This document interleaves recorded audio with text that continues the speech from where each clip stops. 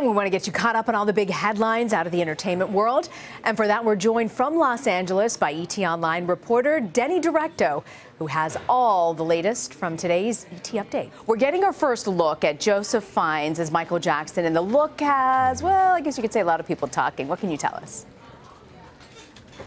Absolutely. It's definitely a controversial debut of Joseph Fiennes as Michael Jackson in this newly released trailer of Urban Myths. It's a series that focuses on rumored celebrity experiences. And in Elizabeth, Michael, and Marlon, Fiennes actually plays MJ in a retelling of a time that he embarked on a road trip with Elizabeth Taylor and Marlon Brando shortly after the September 11th terrorist attacks. Now, the casting decision sparked controversy when it was first announced, and now, as you can imagine, the trailer has also received a lot of backlash, including from members of the Jackson family.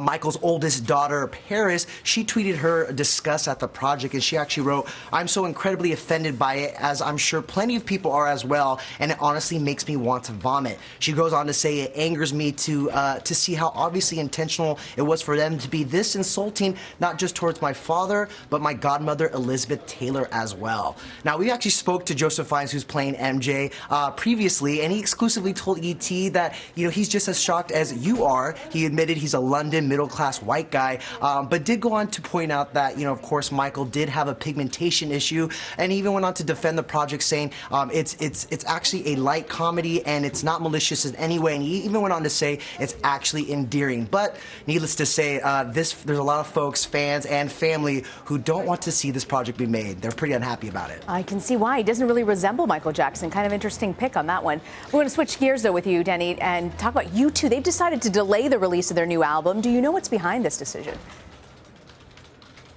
Yes, so U2 decided to delay their new album, Songs of Summer. Now, it's been over 2 years since we got a new U2 album. The reason for the delay, they say, is because of Donald Trump's election victory. The U2 guitarist The Edge told Rolling Stone that when the election happened, the whole world changed. And so the band said, hold on, let's wait a second. Let's really think about this record and what we wanted to say and how we wanted to reflect what's really going on in the world right now. In fact, he said that 80% of the album was started before 2016, and then most of it was written at the beginning of the year, but he explained, it's like a pendulum has suddenly just taken a huge swing in the other direction, and so they're taking the time to think about it and to regroup based on what's happening in the world right now. Now, it is unclear when the album will drop, but they announced earlier this week that they are set to go on tour this summer to celebrate the 30th anniversary of their album Joshua Tree, which was released during the Reagan administration. So this is a band who has used their platform many times to, really send out an important message. So it comes as no surprise to me that they're kind of going to take a beat and come up with some new material based on the election outcome. It's hard to believe that Joshua Tree was released around the Reagan administration. Very surprising little tidbit there. Right?